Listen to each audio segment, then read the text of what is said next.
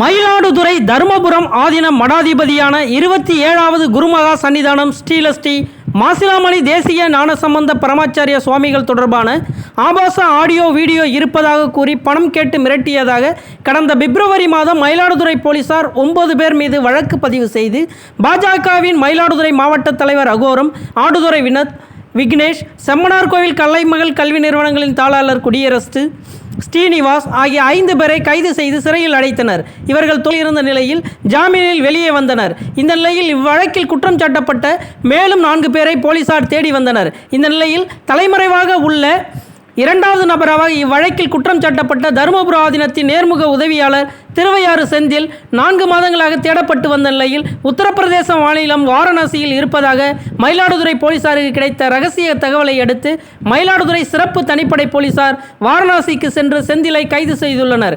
மேலும் மயிலாடுதுறை மாவட்ட அமர்வு நீதிமன்றத்தில் செந்தில் முதல் முறையாக ஜாமீன் கேட்டு மனு கோரியிருந்தார். இதில் அரசு தரப்பு வழக்கறிஞர் ராமசோயன் செந்திலை கைது செய்து விசாரணை நடத்த வேண்டும் வாதிட்டால் முன்ஜாமீன் மனுவை தலைமை குற்றவியல் நீதிபதி மாயகிருஷ்ணன் தள்ளுபடி செய்தார்.